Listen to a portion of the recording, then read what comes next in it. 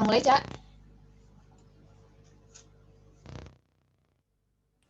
Ya, dimulai aja, Mbak. Siap.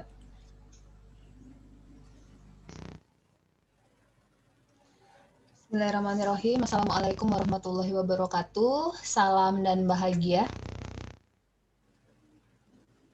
Waalaikumsalam Selamat. warahmatullahi wabarakatuh. Salam, Bu. Oke, selamat sore teman-teman semuanya yang saya hormati, Bapak Ibu dari instansi mana saja ini ya yang berkenan hadir di diskusi kita pada kesempatan kali ini. Kemudian yang saya hormati juga Cak Lis yang selalu tidak tanpa lelah ini berbagi ilmu kepada kita semua terkait apapun ya, khususnya Sari Suara ini seperti itu, dan juga teman-teman Dewantara Muda, mahasiswa-mahasiswi Universitas Sarjana Wiyata Taman Siswa maupun teman-teman mahasiswa dari luar Universitas Sarjana Wiyata Taman Siswa yang sudah berkenan ikut serta di dalam kegiatan diskusi batch 1 ya terkait mentoring Sari Suara seperti itu. Untuk kesempatan kali ini sebagai pengantar saya kembali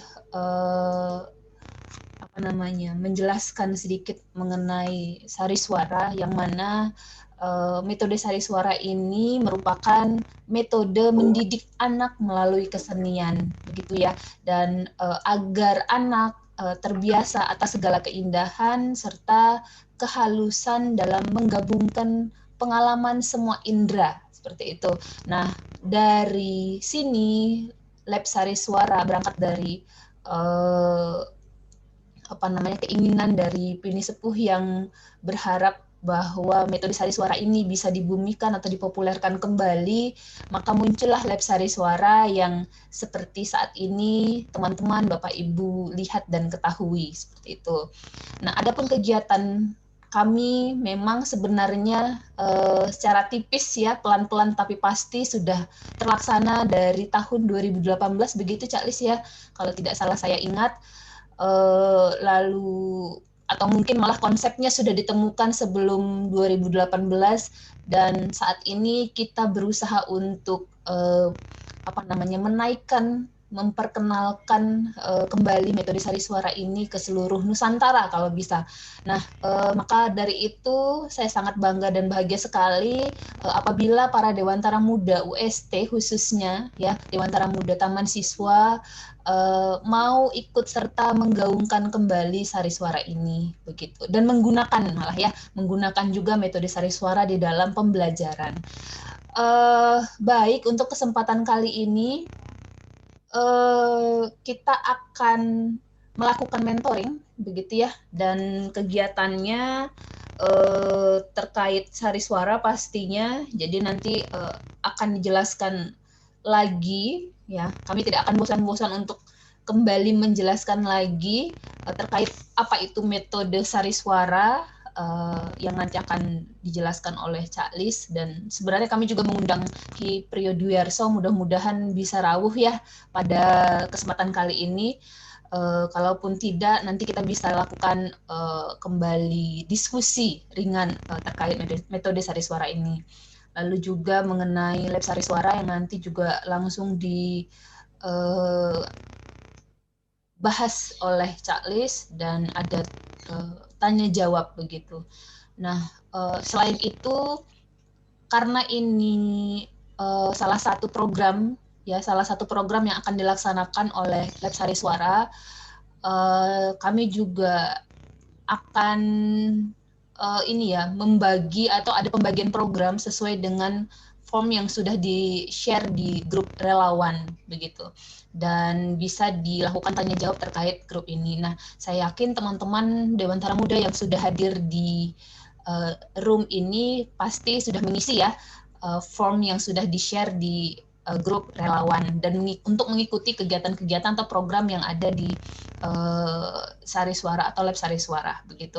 Baik, langsung saja agar tidak sampai sore kita ya, saya persilakan kepada Cak Lis untuk kembali memaparkan terkait metode Sari Suara. Dan saya juga sebenarnya banyak penasarannya, tapi karena sudah sering mendengar tetap ingin bertanya. Nanti saya mau bertanya sedikit deh, Cak, agar bisa lebih apa namanya ya, kalau ibaratnya teori, saya bisa punya dasar yang kuat untuk mengajar kesenian seperti itu. Jadi butuh cara-cara, apakah ada langkah-langkah khusus untuk mengajar metode sari suara ini atau bagaimana, seperti itu nanti bisa dibahas setelah Cak Lis memaparkan. Monggo Cak Lis, saya persilahkan. Siap, siap. Terima kasih Mbak Dian, teman-teman semua. Saya sampaikan juga terima kasih karena sudah hadir, sudah mengisi formulir, sudah menanggapi share-sharean kami tentang Lab Sari Sworo untuk bergabung bersama. Langsung saja, tentu saja yang harapan yang ingin saya sampaikan bahwa yang bergabung ini adalah jelas-jelas yang tertarik ya, yang tertarik dengan Lab Sari Sworo. Tetapi saya pasti yakin teman-teman semua tidak atau belum begitu mempunyai gambaran yang utuh tentang metode sari sworo atau sari sworo, istilah sari sworonya itu. Jadi nanti saya ingin memaparkan sedikit sekilas dalam mungkin 5 slide saja, tapi hanya tulisan tidak menarik. Nah nanti yang menarik nanti teman-teman semua bisa mendapatkannya di grup WA ya, yang kemarin juga sempat saya share beberapa. Tapi nanti kelengkapannya mungkin akan saya share selanjutnya. Saya ingin langsung memulai dengan metode sari sworo dulu. Jadi kalau teman-teman semua di grup kemarin tahu tentang atau membaca tentang sari sworo itu apa tuh sari sworo? Saya nggak akan cerita sejarah karena panjang, karena waktunya juga pendek. Sejarahnya sebenarnya panjang. Sejarah sari sworo itu sebenarnya sebelum dimunculkan Taman Siswa. Jadi ketika Ki Hajar dibuang di Belanda itu sudah muncul sari sworo itu. Bibit-bibitnya sudah muncul. Nah, apa toh sari sworo? Saya nggak akan merangkan sejarahnya, tapi apa toh itu sari sworo? Saya coba share ya. Ringkes saja. Nah, seperti itu ya. Apa toh itu metode sari sworo? Saya langsung ke metodenya ya. Kalau sekilas tentang sari sworo sendiri, kalau Bapak Ibu mencari sari sworo, bukunya itu ada di museum, tetapi buku itu berupa konversi atau cara merubah notasi gamelan ke notasi balok atau ke notasi diatonis ya, dari pentatonis ke diatonis. Bagaimana Ki Hajar membuat perubahan-perubahan itu. Jadi kalau sari sworo saja itu adalah sistem untuk merubah konversi atau sistem untuk mengkonversi titi laras gamelan ke notasi balok. Itu dilakukan Ki Hajar waktu di Belanda, justru ketika dibuang di Belanda. Jauh sebelum Taman Siswa berdiri. Tetapi metode sari sworo sendiri adalah cara yang lain. Ki Hajar menyebutnya di buku-buku pendidikan atau di tulisan-tulisan beliau yang berhasil direkam di Pusoro itu terkait dengan mendidik anak, pendidikan watak anak. Jadi metode sari sworo itu bukan sekedar merubah angka gamelan ke angka balok atau pentatonik ke diatonik, tetapi sebuah cara untuk mendidik watak anak. Itu disebutkan Ki Hajar itu. Jadi saya langsung ringkes saja. Apa itu metode sari sworo? Kalau kita lihat dari atas ya, ini ringkasan saja, ikhtisar saja biar cepat.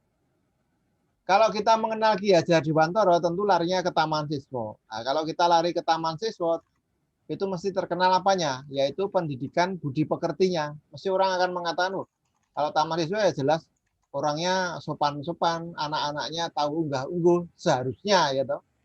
Maka yang terkenal itu sejak dulu pendidikan budi pekertinya di Taman Siswa. Itulah pendidikan yang diajarkan oleh Ki Hajar. Jadi dalam tulisan-tulisannya Ki Hajar tidak banyak mengenalkan tentang pendidikan intelektual, tetapi pendidikan olah rasa atau hati, pendidikan hati, pendidikan karakter. Jadi kalau kita bicara tentang karakter, maka larinya ke Taman Siswa. Kalau kita lari ke Taman Siswa, ya larinya ke Ki Hajar Dewantara. Jadi kira-kira seperti itu. Nah, bentuknya seperti apa atau pendidikan budi pekertinya yang digagas Ki Hajar? Ternyata kalau kita dalami dari bukunya itu, saya ringkes saja ini ya, pendidikan kesenian itu menjadi media utama oleh Ki Hajar. Menjadi media yang sangat penting untuk mendidik watak karakter budi pekerti. Ini buktinya apa? Selain tulisan bisa kita telusur di buku pendidikan Ki Hajar itu, bukti yang terlihat adalah dipahatnya tulisan Ambuka Raras Angesti Wiji yang ada di anak tangga pendopo Taman Siswa. Jadi kalau Bapak Ibu teman-teman semua lihat di anak tangga pendopo itu ada tulisan Ambuka Raras Angesti Wiji. Itu maknanya berkesenian adalah pepucuk pendidikan. Artinya apa? Berkesenian itu melandasi pendidikan. Pepucuk itu dikatakan melandasi. Sebelum anak-anak diberi pendidikan intelektual, diberi kecerdasan, maka anak-anak harus dilandasi. Landasannya dengan apa? Landasannya caranya dengan berkesenian, dengan memberikan pendidikan kesenian. Selanjutnya maka pertanyaan berikutnya ya keseniannya yang seperti apa? Ini mungkin teman-teman akan bertanya seperti itu. Ternyata kita melihat dalam tulisannya Ki Hajar, pendidikan kesenian itu yang dipakai mendidik karakter budi pekerti adalah gabungan dari 3 unsur, yaitu literasi bahasa sastra yang pertama, yang kedua lagu, musik atau tembang, suara ini ya, yang ketiga adalah cerita.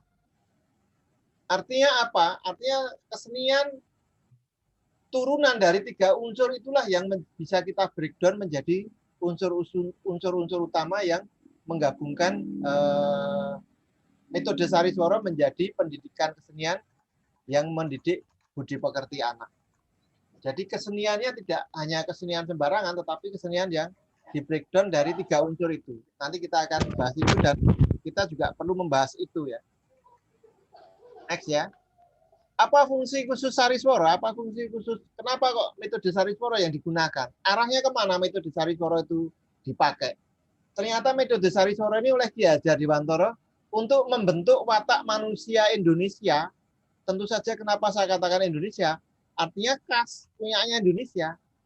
Jadi tidak watak Amerika, tidak watak Malaysia, bahkan Malaysia pun yang dekat itu tidak, wataknya berbeda dengan watak orang Indonesia. Maka Ki Hajar Dewantara menegaskan Sariswara itu adalah cara untuk membentuk watak manusia Indonesia. Agar apa? Agar memiliki budaya luhur yang sebelumnya sudah kita miliki, kita tingkatkan lagi menjadi lebih luhur lagi. Tidak malah sebaliknya, yang sekarang terjadi apa? Netizen Indonesia dikenal dengan netizen yang paling tidak sopan sedunia. Nah, ini kan bukan watak luhur lagi, kita merosot derajatnya keluhuran kita. Ini yang harus kita cermati. Maka Sariswara ini digagas Ki Hajar agar watak-watak luhur manusia Indonesia ini terjaga. Selain terjaga, tidak merosot, justru lebih meningkat lagi, menjadi lebih luhur lagi. Jadi di dunia ini rata-rata bangsa-bangsa maju yang memiliki budaya yang luhur itu memiliki watak-watak luhur manusianya. Literasinya tinggi, kemudian olah filsafatnya juga tinggi. Jadi kalau dikatakan oleh Sri Sultan Hamengkubuwono ke-10, Sultan yang sekarang, negeri barat itu moncernya, cahayanya itu tidak karena teknologinya sebenarnya, tetapi karena budaya atau seni filsafatnya yang mencengkram sejak dulu. Filsafat Yunaninya, filsafat literasinya, literasi sastranya itu cukup tinggi. Jadi bagaimana banyak karya-karya sastra yang dihasilkan oleh negeri-negeri barat. Sebenarnya itu yang menjadi landasannya kalau negeri barat itu maju. Nah, gagasan Ki Hajar pun memiliki konsep yang seperti itu, yaitu watak trikon. Watak trikon itu seperti apa? Yang pertama konnya, yang pertama itu adalah konsentris. Kita tidak boleh tercerabut dari budaya kita sendiri. Indonesia itu khas, budayanya khas. Tetapi ingat, budaya kita itu banyak sekali, ribuan bahkan. Banyak sekali suku bangsa kita, sekitar 700 ya, kalau nggak salah 700 sekian suku bangsa di Indonesia ini. Jadi budaya kita itu banyak sekali. Masing-masing memiliki ciri khas yang berbeda-beda. Itu watak yang pertama. Jadi jangan sampai kita tercerabut. Konsentris. Yang kedua adalah konvergen.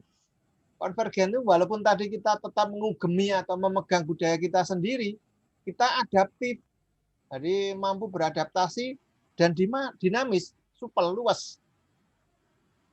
Tidak tabu ya, jadi tidak takut dengan budaya luar, tetapi bisa memfilternya, dicari yang paling bagus, yang bisa kita kolaborasikan, dengan milik kita sendiri, konvergen. Jadi maknanya konvergen itu kolaborasi dengan milik kita sendiri sehingga muncul konvergensi budaya baru yang lebih tinggi. Yang tadi saya katakan kita tidak merosot budayanya, tetapi kita semakin meningkat, semakin lama semakin meningkat. Tidak stagnan tetapi meningkat. Maka yang watak berikutnya yang berkaitan erat yaitu kontinu. Kalau tadi konsentris tak tercerabut, konvergen dinamis mengkolaborasikan budaya luar, kontinu ini adalah melanjutkan yang sudah luhur itu, jangan ditinggalkan. Yang sekarang terjadi kan kita tinggalkan budaya kita yang luhur. Sehingga netizen Indonesia yang dulu, katakanlah dulu belum istilahnya netizen ya, orang Indonesia terkenal dengan sapa ramahnya, sopan santunnya. Ternyata sekarang orang Indonesia yang disebut dengan istilah netizen itu menjadi orang yang paling tidak sopan sedunia di media sosial internasional. Ini yang harus kita cermati lagi.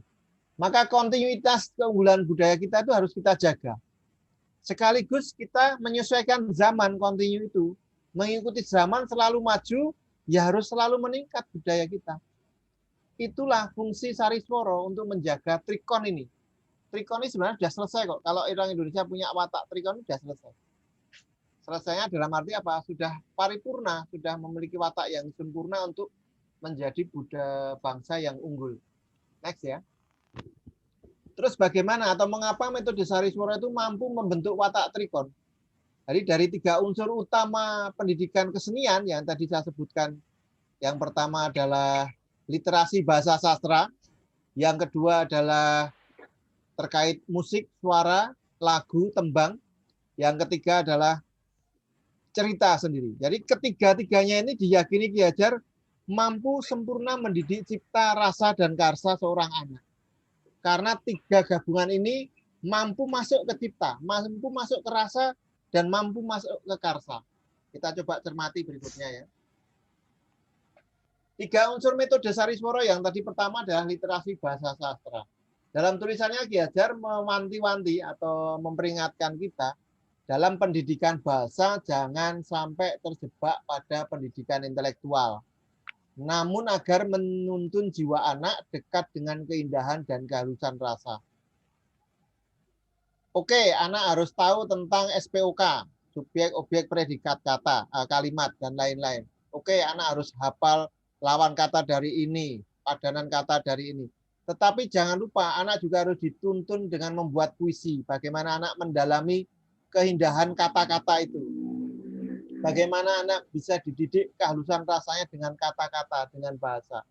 Jadi literasi bahasa sastra, literasi bahasa yang indah ini menjadi satu poin utama dari poin pertama dari metode Sariswara. Yang kedua, musik, lagu, dan tembang. Kenapa kok ini musik, lagu ini memiliki dimasukkan oleh Ki Hajar dalam metode Sariswara? Karena ketika dibuang di negeri Belanda, Ki Hajar menyerap teori antroposofinya Dr. Rudolf Steiner yang sekarang terkenal dengan Waldorf School ya. Waldorf School itu adalah pengembangan dari sekolah Rudolf Steiner yang mengatakan bahwa suara, lagu atau musik itu tidak masuk ke intelektual, tetapi langsung masuk ke hati. Artinya kalau kita ingin membentuk hati, ingin membentuk jiwa, ingin membentuk karakter, maka musik, lagu, tembang ini menjadi media yang paling penting, media yang harus kita cermati, yang harus kita gula mentah, harus kita pelajari dengan dalam, karena ini mampu masuk ke hati. Lihat fenomena Didi Kempot, lihat fenomena Sobat Ambyar, itu bukti bahwa lagu, musik, suara itu tidak mendidik intelektual, tapi langsung masuk ke hati. Artinya tidak masuk ke intelektual dulu, tetapi masuk ke hati. Yang dididik adalah hatinya. Oke ya. Yang ketiga adalah unsur cerita. Ki Hajar meyakini cerita ini adalah penggabungan semua kata-kata, semua lirik, semua literasi untuk menuntun gerak jiwa. Oke, kita didik anak untuk disiplin. Bagaimana kita membuat cerita tentang disiplin? Tidak langsung sekonyong-konyong disuruh baris, antri untuk masuk ke masuk ke counter misalnya, untuk masuk ke antrian bank dan lain-lain, untuk masuk ke kelas. Tapi harus kita buat ceritanya dengan lirik-lirik yang indah, dengan bahasa yang sastra yang indah, agar kedisiplinan, cerita kedisiplinan ini masuk dengan cara-cara yang halus, tidak dalam bentakan, tidak tidak masuk dalam pengembangan merusak pengembangan otak dalam jiwa anak, dalam sentra anak. Jadi diajar nanti kalau kita lihat teorinya kan dalam sekali ya tentang psikologi perkembangan otak anak, maka kehalusan dan keindahan ini penting untuk menuntun gerak jiwa anak. Nah, cerita dalam balutan literasi dan ditambah penajamannya dengan lagu atau tembang atau musik, itu akan diyakini Ki Hajar efektif untuk mendidik karakter. Nah, teman-teman nanti dalam prakteknya saya harapkan bisa mengembangkan atau membreakdown 3 unsur ini dalam format-format yang lebih mampu diserap oleh generasi saat ini. Karena metode Sariswara ini metode yang sudah lama, yang sudah ada digagas Ki Hajar, dan sempat kita tinggalkan sekian puluh tahun. Tadi Taman Siswa 22, besok kita 2022, maka hampir 100 tahun Taman Siswa. Mungkin baru beberapa yang tahu metode Sariswara, maka itu menunjukkan bagaimana metode Sariswara ini ditinggalkan. Jadi kita baru paham sekarang. Baru paham sekali sekarang atau baru paham sekarang. Nah, harapan saya, harapan kami di laboratorium itu seperti ini. Bagaimana kita dalam format program yang kita tawarkan nanti bisa membreakdown unsur-unsur tersebut. Bagaimana cerita bisa kita buat, tetapi ada unsur lagunya, ada unsur musiknya. Kalaupun musik tidak masuk, unsur suaranya. Maka kemarin saya gagas ada radio streaming misalkan. Kita radio atau podcast juga. Podcast itu utamanya suaranya, bukan podcast yang gambaran podcast visual dalam YouTube itu. Mungkin nanti kita kembangannya juga ke YouTube. Tetapi podcast suara itu ya yang lebih kita utamakan. Karena suara ini lebih bisa membuat imajinasi yang lebih kodrati. Artinya anak bisa memiliki imajinasinya sendiri-sendiri dengan suara-suara yang kita tuntun dalam lirik-lirik tertentu, dalam karya sastra tertentu, dalam cerita tertentu. Kita harapkan nanti kita bisa breakdown sesuai dengan arah tadi, bagaimana 3 unsur itu tadi bisa membentuk konsentrisitas. Bagaimana anak tidak tercerabut dengan budayanya. Maka kita pakai literasi bahasa sastra yang memakai bahasa lokal, utamanya untuk anak usia di bawah 7 tahun ke atas. Ini ada teorinya Ki Hajar. Usia 7 tahun ke bawah itu awalnya otak bertumbuh. Neuron kalau Ki Hajar mengatakan bukan neuron, tapi air kehidupan mulai membentuk angan-angan atau sentra. Air kehidupan mulai membentuk sentra dalam otak. Sentra itu adalah pusat angan-angan. Jadi angan-angan anak muncul pada usia 7 tahun ke bawah ini prosesnya. Atau kalau mulur-mungkret Ki Hajar mengatakan 9 tahun ke bawah ya. Nah, proses inilah yang harus kita cermati untuk konsentrisitas. Ki Hajar menekankan bahasa lokal, bahasa daerah, masukkan semua unsur lokal itu di anak usia 7 tahun ke bawah. Jangan khawatir anak memiliki egosentris daerahnya. Jangan khawatir. Karena selepas usia 7 tahun, anak-anak akan masuk ke usia intelektual, usia konvergen, mau diajari bahasa Inggris, bahasa Jerman, maupun bahasa Java, pemrograman, dia tidak akan pernah lupa dengan bahasa ibunya. Jadi, jangan khawatir anak punya egosentris, jangan. Tapi, khawatirlah anak akan kehilangan bahasa ibunya. Itu yang dikatakan Ki Hajar kira-kira seperti itu. Jangan khawatir anak bisa belajar cepat bahasa Inggris, tapi khawatirlah anak-anak kehilangan bahasa daerahnya. Anak-anak kehilangan unggah-ungguh lokal kearifan daerahnya. Ini yang dikhawatirkan Ki Hajar. Oke ya. Yang berikutnya unsur konvergen. Jadi kita pilih lirik-lirik atau sastra-sastra, bahasa-bahasa yang sesuai, yang mampu, ceritanya itu mampu diisi dengan aneka makna. Sehingga anak nanti kita arahkan dalam ceritanya dengan bahasa tertentu, itu beradaptasi, mampu beradaptasi agar konvergen tadi, agar mampu berjiwa sosial, agar bisa bersosialisasi, agar bisa bergotong royong, memiliki rasa percaya diri yang tinggi. Bagaimana kita memilih lirik-liriknya, bagaimana memilih kata-kata, bagaimana memilih cerita-cerita dalam 3 unsur tadi. Lagu kita tidak begitu banyak, tetapi lagu menajamkan agar lirik yang kita pilih, cerita yang kita pilih bisa langsung masuk ke hati anak. Maka pilihlah kata-kata yang tepat. Contohnya kalau di taman siswa ya banyak sekali tembang dolanan yang memakai lirik-lirik tertentu untuk menciptakan adaptasi sosial gotong royong. Misalkan gumregah, gumregah ndang tang, ya, ini mengajak anak untuk segera bangun, semangat untuk bangun dan seterusnya. Banyak sekali. Jamuran itu dalam ceritanya, geraknya, cerita itu termasuk gerak ya. Itu anak-anak bergandengan kemudian berputaran, bergantian dalam satu permainan yang menggembirakan dan menyenangkan. Maknanya mungkin tidak begitu dipahami anak, jamuran, tapi kayaknya lucu ya jamuran seperti itu.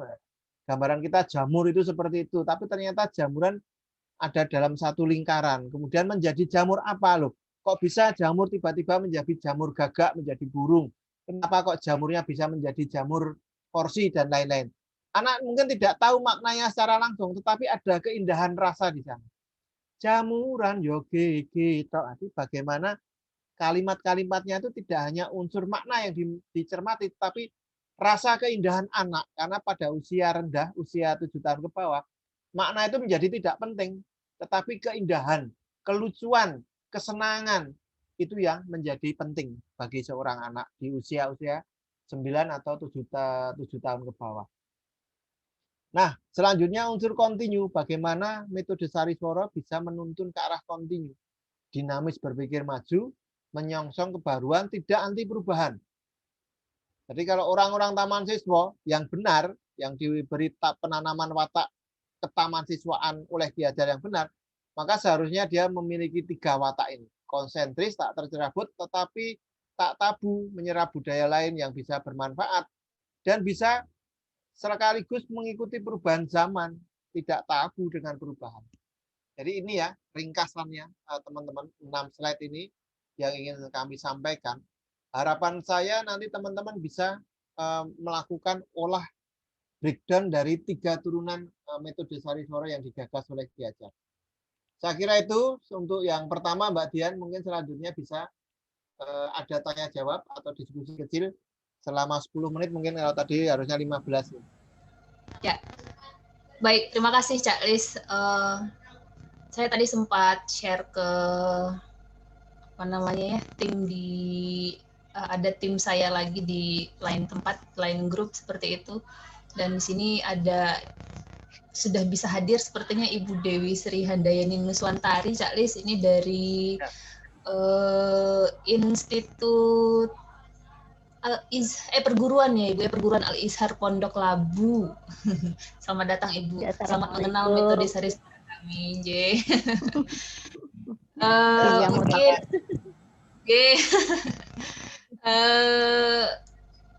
ini dalam rangka mengenalkan kembali, mempopulerkan kembali metode Sariswara, Ibu dari khasnya Ki Hajar Dewantara atau Taman Siswa seperti itu.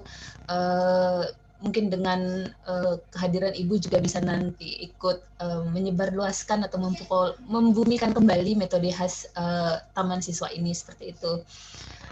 Baik teman-teman, Bapak Ibu yang saya hormati, apabila ada yang ingin ditanyakan, kami persilahkan. Kita diskusi ringan saja, seperti itu ya. Dan diskusi ini masih akan terus berlanjut karena ini baru episode pertamanya. Kita akan terus mengupas habis terkait metode ini, metode seni ya, metode mengajar seni ini, agar bisa kita sebarkan atau populerkan ke seluruh Nusantara. Monggo, silakan bagi yang ingin bertanya.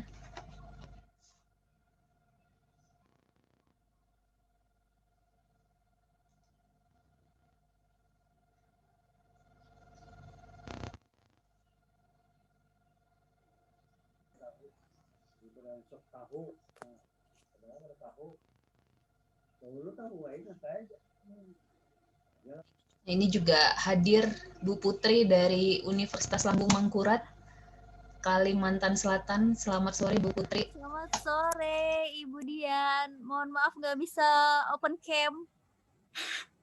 Nggak apa-apa. Yang penting sudah bisa hadir. Ya, alhamdulillah. Terima kasih undangannya.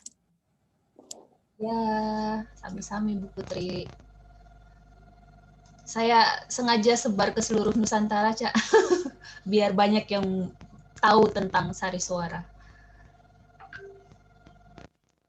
Apakah Ya, ada yang tujuannya masih kan ingin memang ditanyakan? harusnya sudah menusantara ini. Kita terlalu terlambat ini Mm-mm. untuk menusantara. Ya. Monggo silakan yang mau bertanya, saya sambil share screen yang lebih lebih komprehensif di sini, coba-coba. Nah, kira-kira seperti itu ya gambaran metode Sari Suara itu ada di bagian yang sebelah kiri kalau kita semua. Fungsinya di situ. Kita akan memahaminya dari pemikiran Ki Hajar, gambarannya seperti itu. Ki Hajar itu kalau kita lihat dalam tulisannya, dia menganut teori anti tabula rasa. Anak itu bukan kertas kosong, tapi sudah ada tulisan, sudah ada watak baik dan watak buruk. Contoh watak buruk yang sudah ada itu apa? Jadi kalau kita selalu berkata anak itu membawa fitrah, benar secara agama, secara keimanan, tetapi secara watak anak itu bukan kertas putih kosong, tapi sudah ada tulisannya. Contoh watak buruk itu watak vandalisme, watak terorisme itu ada di dalam diri masing-masing anak sejak lahir. Contoh watak vandalisme itu anak itu seneng ngorek-orek tembok, nah itu udah bawaan lahir. Watak terorisme, istilahnya ada watak-watak tertentu, anak-anak tidak semua anak ya memunculkan itu. Ada, tetapi tinggi rendahnya anak masing-masing berbeda. Bagaimana anak senang menyakiti binatang misalkan, seperti itu dasarnya anak seperti itu, watak-watak dasar. Nah, bagaimana pendidikan, tidak hanya sekolah ya, saya mengatakan, Ki Hajar tidak mengatakan hanya sekolah, tetapi dari tripusat, kalau kita mengatakan pendidikan itu tripusat, tadi sekolah, orang tua, dan masyarakat. Bagaimana pendidikan menebalkan watak-watak yang baik, dan mampu menekan watak-watak yang buruk. Menghilangkan itu nggak bisa. Takut itu adalah watak buruk yang ada selalu dalam diri manusia, tidak akan hilang. Tetapi bagaimana pendidikan itu bisa menuntun anak agar ketakutannya tidak merugikan orang lain. Jadi kekhawatiran Ki Hajar adalah watak-watak buruk ini kalau dipelihara, tidak ditekan, tidak kita munculkan yang baiknya, tetapi yang muncul malah yang buruknya. Misalkan yang paling dasar adalah watak tidak percaya diri. Ini ada tulisan Ki Hajar tentang ketidakpercayaan diri anak ini menjadi sumber segala sumber masalah. Kalau dibiarkan saja, maka anak yang tidak percaya diri ini akan merugikan orang lain. Tidak hanya dirinya sendiri, justru juga akan membawa kerugian orang lain atau kerugian sekitarnya. Nanti watak tidak percaya diri juga larinya ke vandalisme yang menjadi-jadi, terorisme yang menjadi-jadi. Semua kalau kita runtut, dari terorisme yang sekarang kita ketahui pun, itu awalnya adalah bermula dari ketidakpercaya dirian. Watak vandalisme orang-orang yang senang ngorek dengan tanpa keindahan ya. Kalau ngorek dengan keindahan itu lain lagi. Mencoret-coret dinding, vandalisme yang kita tahu secara umum vandalisme saat ini pun itu bermula dari anak-anak yang tidak percaya diri. Jadi rasa percaya diri ini kalau dipelihara akan menimbulkan kerugian. Nah, rasa percaya diri itu bisa dididik dengan lebih baik lagi melalui metode Sariswara. Kenapa? Karena rasa itu adalah sumbernya di hati. Kenapa metode Sariswara mendidik hati? Karena dipilih dengan pendidikan kesenian yang menganut keindahan rasa dan kehalusan rasa. Kenapa lebih bisa masuk ke hati? Ditajamkan lagi dengan unsur yang kedua, lagu, suara, cerita tadi itu. Tetapi ada tujuan besarnya lagi. Selain tadi menebalkan watak baik, metode Sariswara itu nanti arahnya ke trikon ya, menebalkan watak baik. Ternyata ada satu tujuan yang lebih besar lagi. Masing-masing nanti ketika sudah disemai dengan watak-watak trikon masing-masing daerah. Karena kon ini konsentris ini kan sesuai daerahnya masing-masing. Lokalitas daerahnya, kearifan bahasa atau kearifan budaya masing-masing daerah, itulah konsentrisitas, tidak tercerabut. Nah, kalau anak-anak ini di usia 9 tahun ke bawah sudah dilandasi dengan cara-cara lewat metode Sariswara dengan konsentrisitas cinta pada budaya lokalnya, maka masing-masing anak itu sekaligus juga dilandasi dengan tadi konvergen. tidak tabu dengan budaya kanan kirinya. Jadi kalau orang Jawa ya tidak tabu menyerap punya orang Bali, tidak tabu menyerap punya orang Sumatera. Berikut demikian juga Mbak Dian dari Sumatera misalnya, tidak tabu menyerap punyanya orang Jawa, tidak tabu menyerap punyanya orang Bali, orang Maluku. Jadi ketika itu semua kita satukan, jadi tidak muncul satu budaya ya, tapi kita satukan dalam satu watak bahwa masing-masing budaya kita itu adalah budaya yang bisa meluhurkan budaya nasional kita. Maka muncullah itu yang tadi dikatakan Ki Hajar, Persatuan Kebudayaan Indonesia.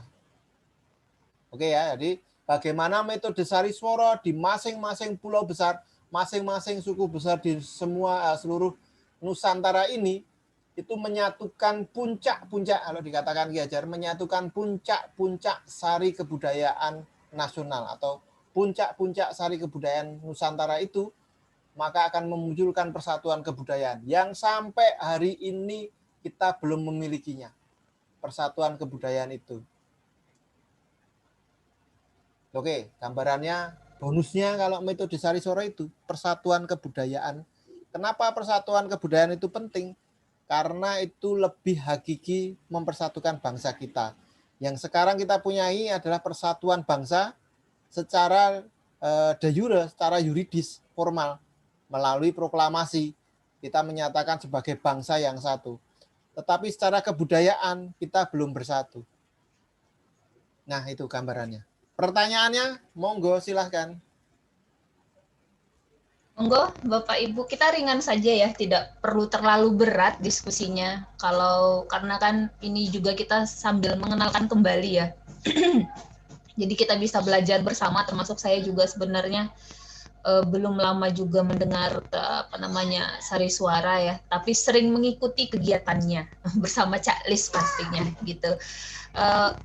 Bagi yang ingin tahu lebih detail terkait Sariswara, kami persilahkan untuk tanya, kemudian nanti bisa saling berdiskusi. Mungkin ada pengalaman-pengalaman di sekolah dari teman-teman mahasiswa atau Bapak Ibu yang sudah mengajar begitu ya, baik itu di sekolah maupun di tingkat perguruan tinggi, merasa kesulitan untuk menyentuh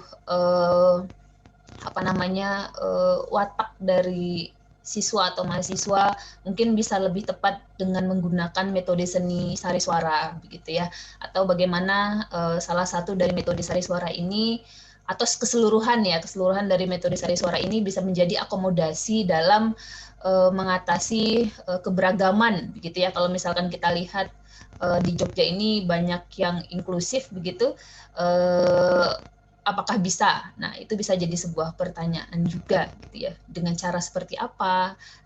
Langkah-langkahnya bagaimana? Itu boleh ditanyakan. Atau boleh dikembangkan lagi gitu ya. Kalau tadi saya ngobrol sama Bu Dinar, itu salah satu cara yang bisa digunakan untuk guru-guru di sekolah dasar yang menghadapi banyak keberagaman siswa dengan menggunakan lirik, lagu, tembang, atau teater, cerita, begitu ya, atau juga bisa dengan gerak juga ya, atau cerita atau sendera tari seperti itu, drama yang menggunakan gerak, itu bisa. Monggo Bapak Ibu, teman-teman, agar bisa kita percepat. Jika ada yang ingin bertanya, kami persilahkan. Terkait dari program atau kegiatan yang nanti akan kita laksanakan setelah ini ya. Jadi setelah kegiatan tanya jawab ini atau juga pemaparan sedikit terkait materi ini selesai, mungkin kita akan tutup lagi yang sesi pertama, lalu kita akan masuk ke sesi kedua. Bagi teman-teman yang sudah join sebagai relawan Sariswara untuk ikut serta di program-programnya begitu. Monggo Bapak Ibu, kami persilahkan. Teman-teman mungkin mau menggunakan metode ini tapi tidak tahu bagaimana caranya.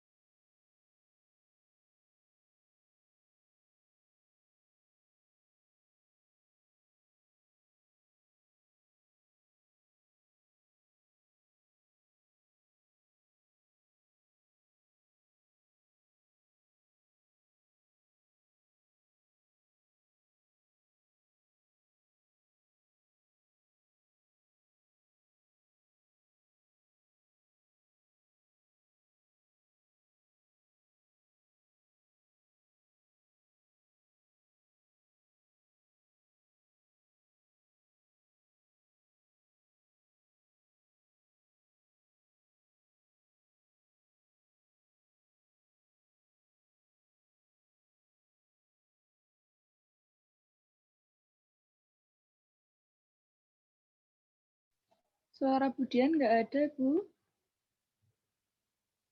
Tidak terdengar. Cek, halo. Kalau sekarang? Ampun, ini sudah ini. Denny Udah sampai ada. keluar tadi gara-gara suara saya nggak ada berarti ya? Ya Allah. Oke, mohon maaf ini kayaknya mic-nya kalau jaringannya down suka hilang suara saya. Monggo Bu Putri, apakah sekiranya ada pertanyaan yang bisa metode sari suara ini bisa nggak sih digunakan? Bu Putri kan ini ya dosen sendera tasik ya Bu Putri ya? Iya, mohon maaf Bu Dian, saya menyimak dulu soalnya lagi di jalan ini. Oh, mau kemana Bu Putri? Iya. Hati-hati Mau di ke jalan. tempat keluarga. Iya, ini juga lagi nggak lagi di Banjarmasin ini, lagi di kabupaten, lagi di Kota Baru. Ya, oke, Iya, iya. hati-hati. Oke, iya. Saya menyimak dulu nanti kalau misalnya sudah nyampe. Ya. Ya, no problem. Yang lain, teman-teman? Bapak Ibu, kalau tidak ada, ya sepertinya sudah sangat mudah untuk dipahami ya. Tinggal sekarang bagaimana metode sari suara itu sendiri mampu terserap ke kita dan kemudian kita gunakan di kegiatan belajar mengajar seperti itu. Karena sebagian besar dari kita adalah seorang pengajar gitu ya, pelatih, pendidik. Jadi sangat bermanfaat sekali jika metode sari suara ini bisa kita gunakan untuk anak-anak kita. Sepertinya tidak ada pertanyaan, Cak Lis. Ini sangat bisa dimengerti.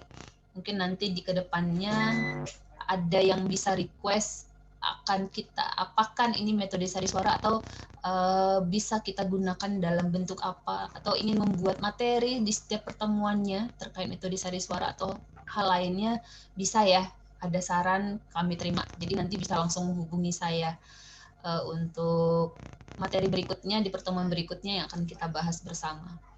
Baik, Cali sepertinya ini ya Pak Ardian. Salam Pak Ardian. Pak Ardian, ada yang mau ditanyakan? Sudah sangat jelas.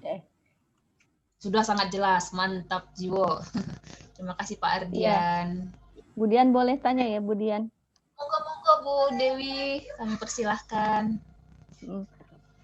Kebetulan kan sedang mengembangkan ya kegiatan pembelajaran nih buat anak-anak. Kalau metode ini saya juga sebenarnya pernah dengar tapi belum sebenarnya ya belum paham betul seperti apa sih bentuknya gitu. Karena ini baru masuk terus langsung begitu gitu ya gambarannya secara umum. Kalau memang boleh secara konkret bisa contohkan misalnya, karena tadi kan disebutnya menggabungkan 3 pelajaran ya. Apakah itu metode yang dimaksud hanya bisa menggabungkan bahasa, cerita, dan satu lagi bahasa, cerita, tembang, dan lirik. tembang atau lirik. Lagu ya, tembang atau lagu. Nah, apakah hanya 3 bentuk ini yang ditawarkan oleh Ki Hajar Dewantara atau kita bisa mengembangkan lebih dari 3 ini, itu hanya contoh. Lalu jika memang 3 hal ini yang dimaksud secara konkret misalnya bisa dicontohkan gitu. Misalnya contoh saja di SD saja kelas 1 gimana sih caranya untuk secara konkret ya agar terbayang nih. Kalau secara untuk karakter dan sebagainya kan kita sudah terbiasa mendengar itu dan melakukan itu. Nah, ini yang dimaksud metode sari suaranya ada di mana gitu. Terima kasih loh Bu Dian dan Cak Lis. Ya, terima kasih Bu Dewi. Monggo Cak Lis.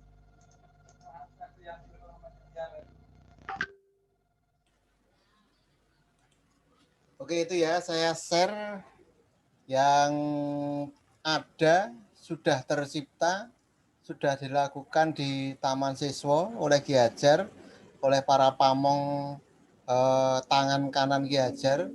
Muncul untuk yang Untuk yang paling dasar adalah tembang dolanan. Jadi kalau mungkin di daerah lain tuh permainan anak tetapi yang memakai lagu.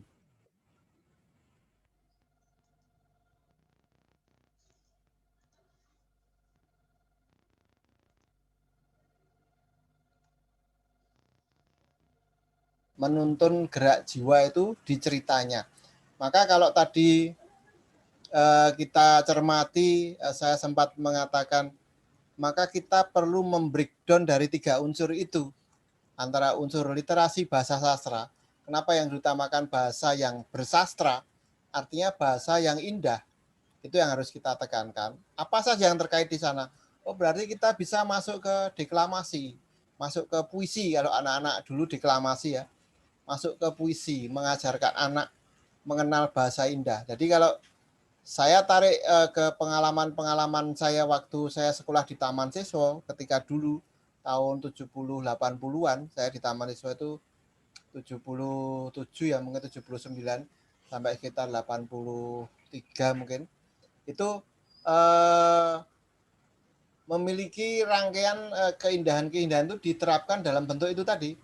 Jadi kita bahasa Indonesia itu mengarang itu menjadi hal yang penting. Bagaimana membuat kerangka karangan.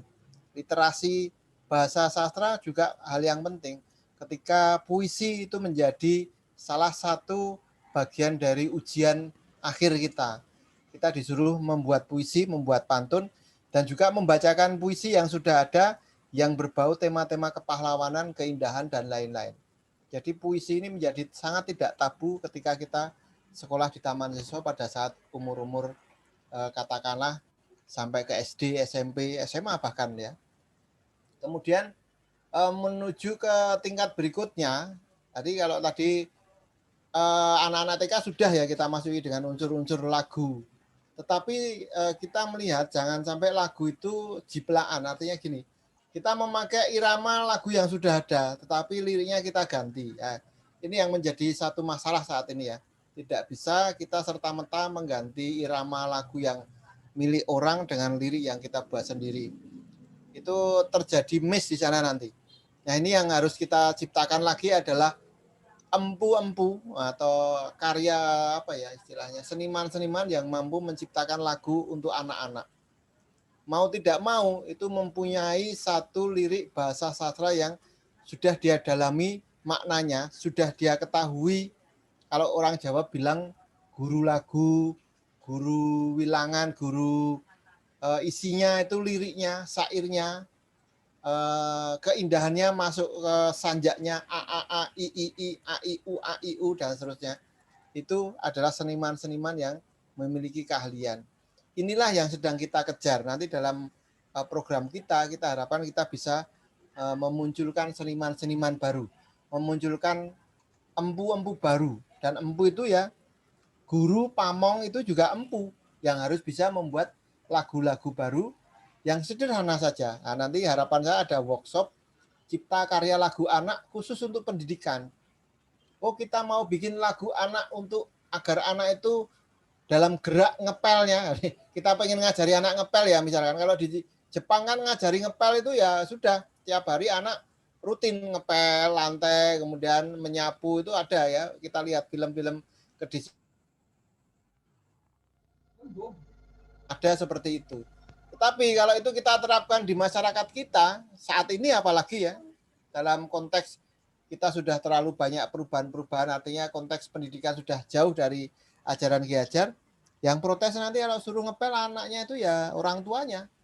Bisa-bisa kita malah dianggap melanggar hak asasi anak-anak oleh orang tuanya, sehingga ada hal-hal menyenangkan yang harus kita rubah sesuai dengan budaya kita.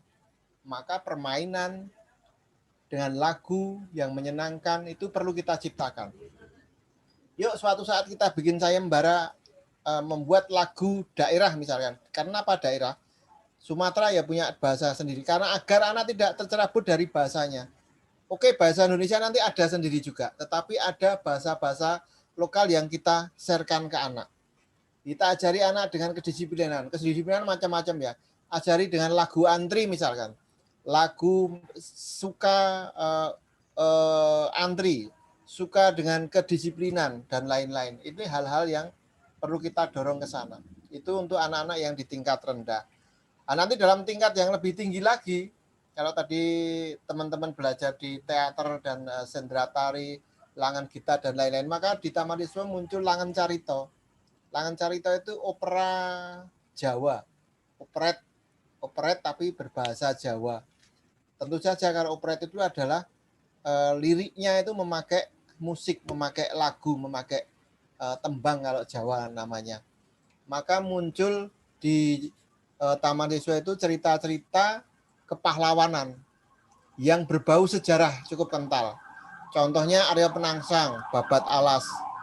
Arya Penangsang, Babat Alas ini menceritakan tentang sejarah Mataram yang akhirnya nanti menjadi Keraton Ngayogyakarta Hadiningrat.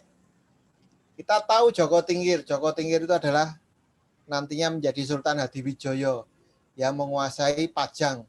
Pajang nanti tidak Joko Tingkir tidak mempunyai anak katakanlah putra mahkota, dia langsung mendapatkan atau dekat mengambil anak pungutan dari anak Ki Ageng Pemanahan namanya Sutowijoyo yang kelak menjadi Panembahan Senopati yang akan menciptakan kerajaan Mataram yang pertama. Nah, cerita-cerita sejarah ini dirangkai untuk anak yang lebih tinggi tingkatannya. Jadi setelah usia 9 tahun tadi, kita tetap mendampingi anak dengan pendidikan seni yang khusus. Tapi sudah lebih rumit, bahasanya lebih tinggi. Kalau Jawa ya dengan kromo ya, tingkatannya lebih halus. Kemudian tembangnya juga lebih rumit sedikit. Kita memakai ya kalau dikatakan sendera tari ya seperti itu sendera tari, tetapi ada lirik atau apa istilahnya dialognya memakai lagu. Karena tadi diyakini lagu itu lebih masuk. Dan itu ketika dipraktekkan, saya coba praktekkan ke kampung-kampung ya, tidak hanya di sekolah, di kampung. Lagu itu memang lebih gampang dihayati anak-anak.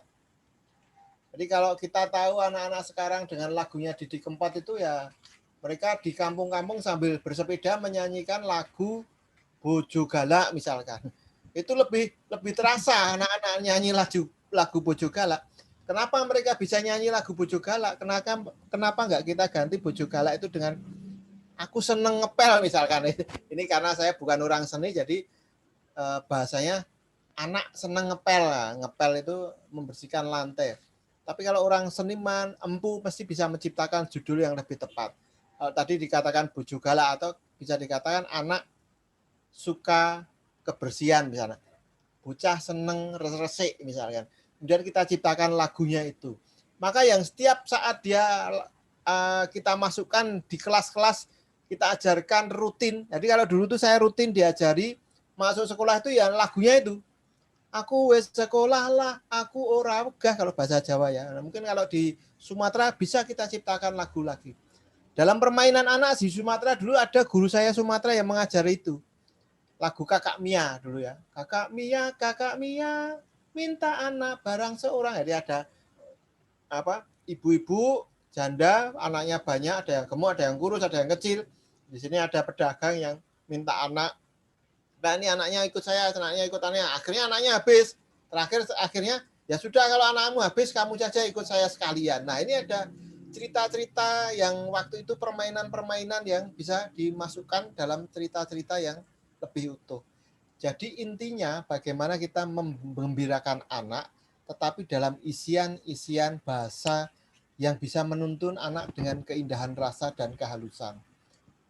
Dalam balutan apa istilahnya perpaduannya, kumulasinya dalam bentuk cerita yang bisa menuntun anak sesuai dengan kita inginkan. Oh, saya pengen anak kita cinta disiplin, bikin cerita bagaimana kedisiplinan. Dan cerita ini tidak hanya dalam satu lagu ya. Satu lagu itu bisa kita rangkai dalam satu cerita yang berbeda-beda dengan berbagai lagu yang lain. Contohnya kalau di Taman Siswa tembang dolanan anak yang tematik, maka kita mengambil lagu-lagu tentang misalkan cinta, tentang pendidikan Pancasila misalkan. Kita ambil tembang-tembang atau lagu-lagunya yang berkaitan dengan gotong royong, cinta dengan kedisiplinan, toleransi, kerjasama, dan lain-lain. Atau kita mau tematik tentang cinta bumi, eco green misalkan, atau cinta dengan alam. Maka muncul tembang dolanan tematik, kita ambil lagu-lagu yang ada kaitannya dengan kecintaan kita pada alam. Misalkan bumiku pertiwi, bumi pertiwi.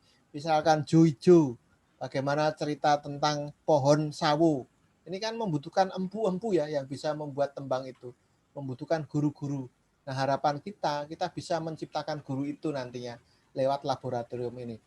Aku untuk tingkat yang lebih tinggi lagi, nanti ceritanya itu disesuaikan dengan masa-masa puber anak, puber apa istilah? Masa-masa perkembangan jiwa anak. Oh, anak-anak SMA itu sedang senang-senangnya dengan apa istilahnya? Lawan jenisnya. Jadi kalau diceritakan tentang cinta, asmara, kalau di Jawa tresno, wah itu wuyung ya. Wuyung itu mabuk kepayang ya. Jadi hal-hal itu yang harus kita manfaatkan. Maka nanti ada cerita-cerita fabel dalam sendera tari dan nyanyi, atau kalau sudah dewasa itu ada namanya langan madya, langan sekar, atau langan asmoro. Atau nanti kalau di tingkat yang dewasa lagi di Jawa ya, khususnya itu ada muncul namanya langan mondrowanoro atau langan renorinakit. Ini harusnya di Sumatera juga ada, bagaimana mendidik anak yang dewasa dengan menggabungkan sebuah sendera tari besar operet. Artinya dia melakukan gerak cerita dalam balutan cerita yang ingin kita inginkan tentang persatuan misalkan. Maka kita buat cerita tentang persatuan yang utuh dengan cuplian-cuplian lagu-lagu yang bisa menuntun anak itu menuju ke cerita yang utuh itu tadi. Jadi hal-hal inilah yang harus kita cermati. Maka breakdown ini juga harus kita lakukan. Bagaimana bagian cerita itu mana yang bisa kita ambil untuk mendidik trikon tadi itu. Bagaimana bagian lagu itu mana yang bisa kita ambil. Tentu saja kalau lagu nggak banyak, tetapi otomatis di keindahannya kalau lagu, harmonisnya, wiromonya, dan lain-lain. Sementara yang paling utama bagaimana kita mengambil lirik-liriknya, menciptakan literasi sastra yang indah. Bahasa yang kita pilih bagaimana bisa menuntun anak-anak. Saya kira itu jawabannya panjang lebar ya. Terima kasih ya Cak Alif. Kira-kira ini saya jadi bisa paham, bisa ya. Dipahami. Saya pernah berkunjung ke suatu sekolah gitu ya, di Palu ya. Saya juga kurang tahu itu udah cukup lama, apakah kemarin kena imbas tsunami gitu. Apa namanya? Ini sekolah ini kecil ya, Cak Lis ya. Sekolah ini kecil gitu ya. PAUD, dan di situ juga dia kembangkan TK SD-nya. Dari rumah, hanya rumah kecil, tapi muridnya luar biasa banyak, dan itu semua yang digunakan di sini nih literasi dari lagu maupun dari cerita-cerita dan sebagainya itu dikembangkan sendiri oleh guru-guru di situ. Terutama memang kepala sekolahnya ini memang luar biasa ya untuk bisa mengembangkan itu. Jadi kami di sana ketika datang disambut dengan lagu gitu ya. Setiap apapun ada lagunya yang dibuat oleh mereka sendiri gitu. Macam-macam gitu ya. Itu buat saya menarik. Mungkin itu kali ya Cak Lis yang dimaksud ya. Ya saya kira itu yang untuk anak-anak usia yang kelas 7-9 tahun ke bawah itu menjadi hal-hal yang paling menarik dan itu lebih mudah dihafal. Jadi saya pernah membuat semacam bukan percobaan ya, tapi ketika anak-anak di Taman Indria itu sudah lama tidak diperdengarkan dengan lagu-lagu, hanya diperdengarkan ya, dia tidak memainkan tapi memperdengarkan tiap pagi, tiap istirahat dengan lagu-lagu. Maka ketika kita amati mereka punya pola gerak yang sangat aktif, kemudian lebih menjurus ke overaktif ya, itu akan bisa kita tanaman perubahannya dengan ketika kita mendengarkan lagu itu tiap awal mereka masuk kemudian diistirahat. Itu 1 tahun mereka melakukan itu, mereka menjadi hafal dengan liriknya. Jadi kita terus-menerus kita masuk itu, kita biasakan dengan lagu-lagu itu. Yang semula suka tadi itu katakanlah bojo galak banyak ya, anak-anak itu kadang-kadang malah menyanyikan lagu-lagu bahasa Inggris ya, anak-anak sekarang itu lagu-lagu dewasa yang mereka tidak tahu maknanya. Nah, ketika kita masuk itu mereka kembali cenderung ke lagu-lagu lokal. Kemudian juga ada satu perubahan sikap yang semula overaktif itu menjadi lebih lembut, lebih halus. lebih bisa mudah diatur. Jadi salah satu keunggulan lagu saya kira seperti itu, termasuk dalam hal penanaman ingatan dan lain-lain. Itu menjadi penting sekali.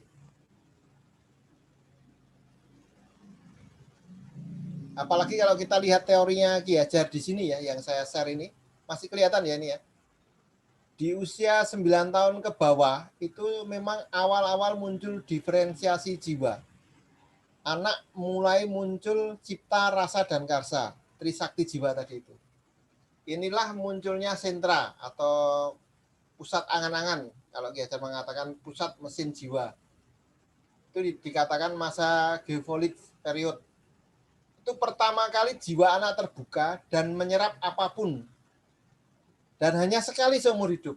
Jadi kalau kita lakukan itu, sesuatu tadi itu dengan cermat, kita isi dengan lirik-lirik yang tepat karena memakai lagu, bisa mendidik hati tadi itu. Lain kalau kita hanya ngomong biasa tanpa irama ya. Anak akan lebih suka ketika mendengarkan suara yang berirama. Liriknya dengan tepat kita pilih agar bisa mempengaruhi jiwa anak ke arah yang menebalkan watak baiknya tadi, itu akan lebih terasa sekali di usia-usia ini. Maka mirip seperti belajar bersepeda. Di usia ini kita tanamkan apapun, maka dia tidak akan lupa seumur hidupnya. Jadi ketika suatu saat akan dipakai, dia akan cepat menyesuaikan, cepat memunculkannya. Nah, kira-kira seperti ini gambarannya.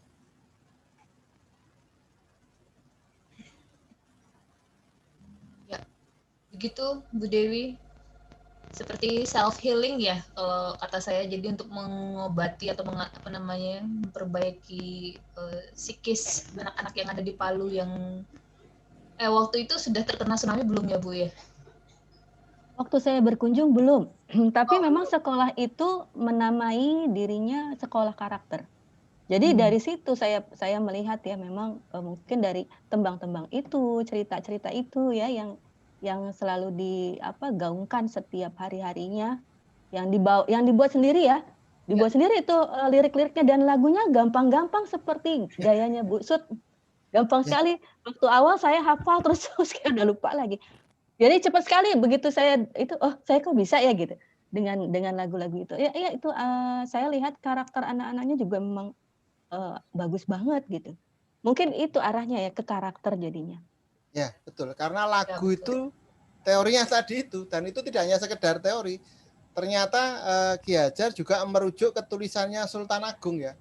Bagaimana gending, jadi namanya teori sastra gending Sultan Agung. Bagaimana gending itu, kalau tadi Mbak Dian mengatakan self healing tadi itu ya, bagaimana gending itu mampu menuntun seseorang untuk berinteraksi dengan hati nuraninya yang terdalam. Itu dikatakan oleh Sultan Agung, ibadahmu, lebih ekstrim lagi sholatmu tidak akan bermanfaat kalau kamu tidak menguasai gending, sastra gending. Sastra gending itu apa? Itu adalah suara lubuk nuranimu yang terdalam.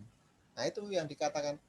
Jadi ibarat sastra gending, maka itu sastra tulisan tadi, kemudian gending adalah suara yang indah yang ada di dalam lubuk nurani manusia. Yang terbaik tentu saja, yang baik, suara yang indah itu yang suara yang baik.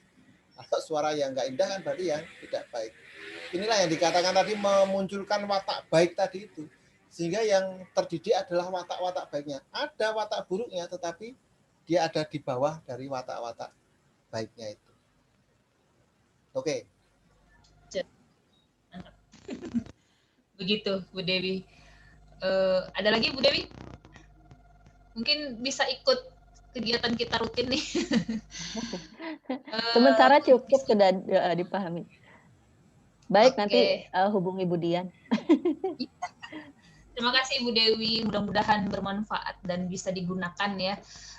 Pada dasarnya sebenarnya tanpa kita sadari sebelum mengetahui metode ini, kita semua mungkin sudah pernah menerapkan tidak hanya kepada anak didik kita, tapi juga malah lebih ke anak kita sendiri gitu ya. Kayak saya sendiri untuk mengajarkan anak saya berbicara itu saya harus menggunakan gerak dan lagu gitu. Seperti itu ya. Misalkan kayak yang lebih sering disebutkan head, shoulders. Mungkin nanti saya akan buat lagi yang dibentuk lain kayak kalau misalkan lingkaran kecil, lingkaran besar. Tapi saya rubah ini eyes-nya pakai bahasa Indonesia, pakai bahasa Inggris gitu ya. Ini matanya, ini hidungnya, ini telinganya. Nah, itu lebih cepat ditangkap anak saya dan lebih gampang dia untuk menyerap, oh ternyata ini tuh telinga buat apa. Nah, seperti itu. Tanpa kita sadari sebenarnya metode ini itu sudah sejak lama kita gunakan, hanya saja ya luar biasa lah Ki Hajar Dewantara itu ya sudah melewati beberapa periode ke depan cara berpikirnya gitu ya, masanya sudah lompat jauh ke depan dan itu memang luar biasa sih kalau menurut saya. Begitu Bapak Ibu, mudah-mudahan sebenarnya sudah cukup ya Cak Lisa, melihat waktu sudah 5:30 ini hampir mendekati maghrib dan kita memang kalau membahas terkait Sari Suara ini tuh nggak ada habisnya karena memang masih kita gali terus ya.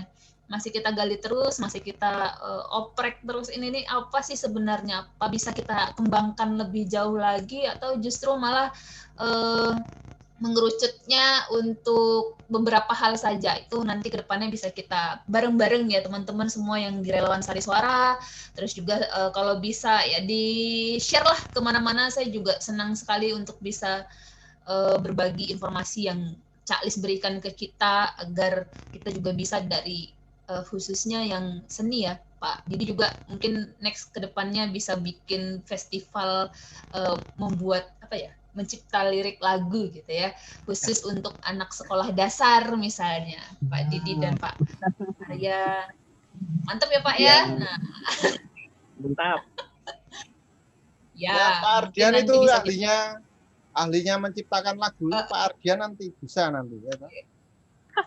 Wah, bimbingan Kak Lis. Ya, seperti itu. Nanti mahasiswanya nih hati-hati.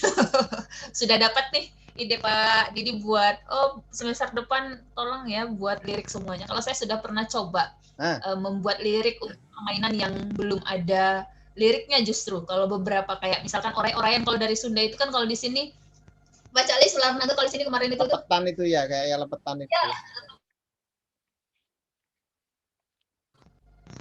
Kalau di saya itu saya bilang, saya minta ke mahasiswa itu tuh bagaimana agar si permainan ini itu gampang diterima oleh atau gampang dipraktikkan oleh anak-anak tapi menggunakan lirik gitu.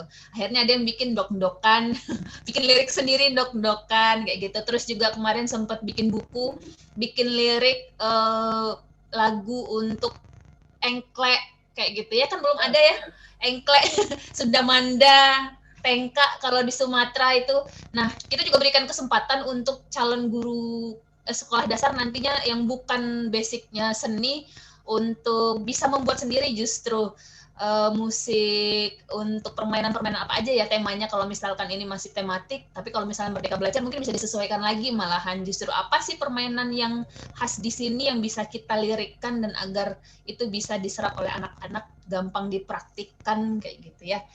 Nah, banyak sekali itu cerita tentang permainan, tapi kita kan belum lebih terstruktur, belum lebih sistematis, belum lebih masif.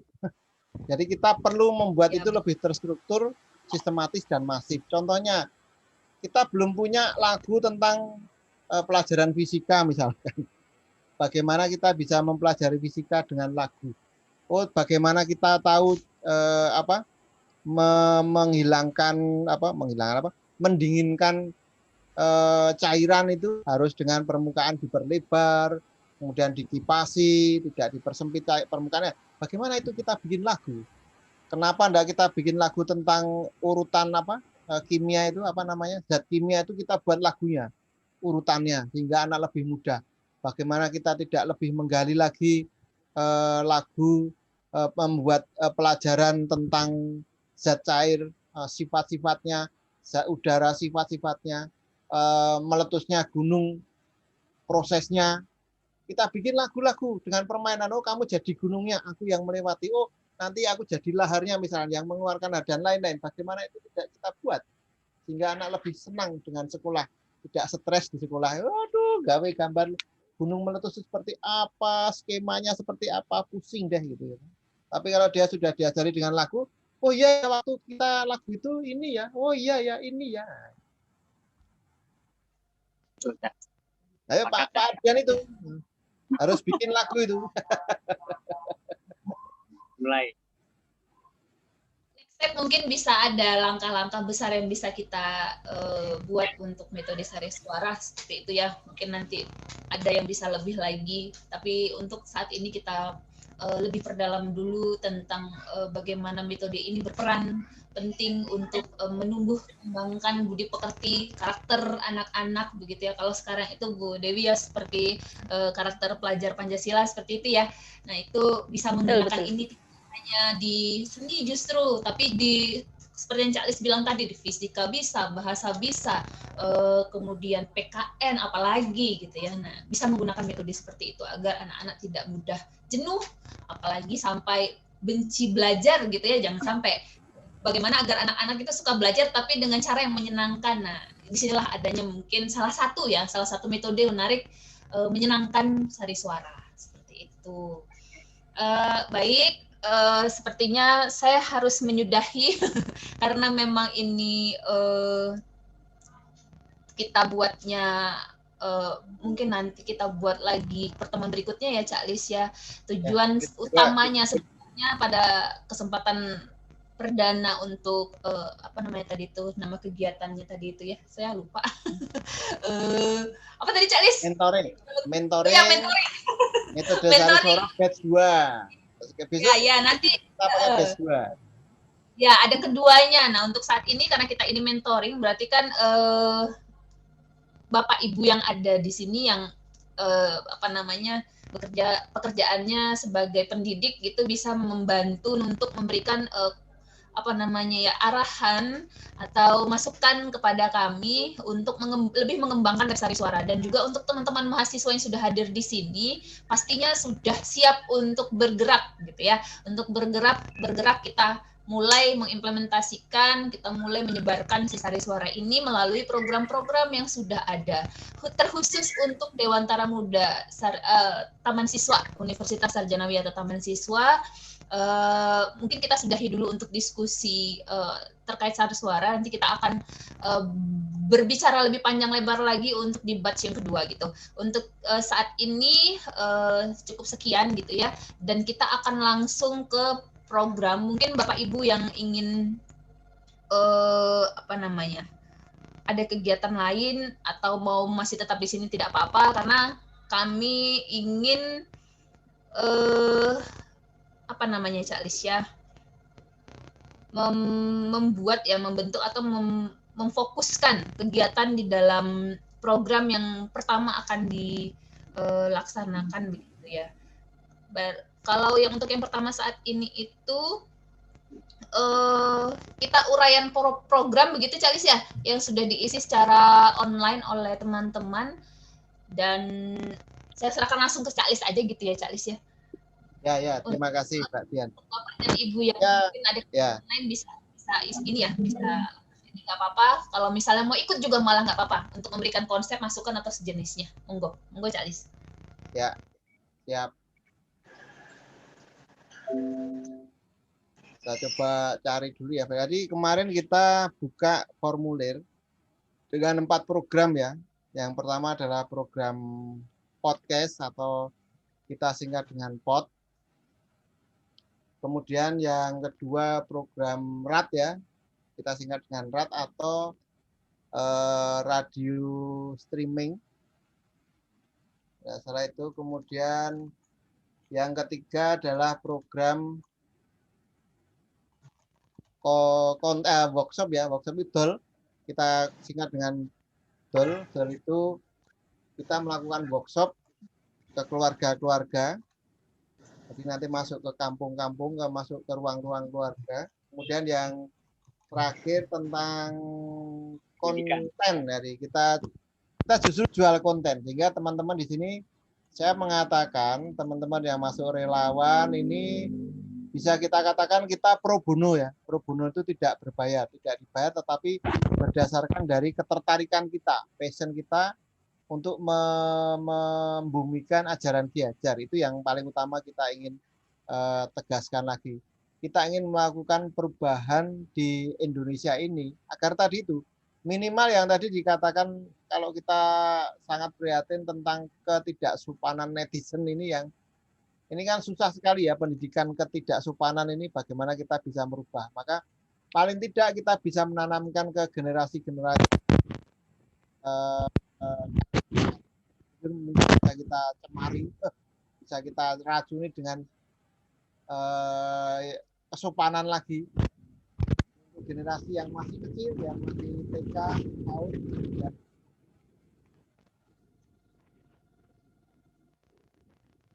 Suaranya nggak kedengeran, Cak.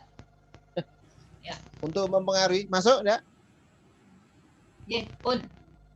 Untuk mempengaruhi mereka dengan program-program kita, anak-anak TK, SD tadi, dengan pendidikan-pendidikan yang bisa mendidik adab mereka. Jadi harapan itu programnya seperti itu pengennya.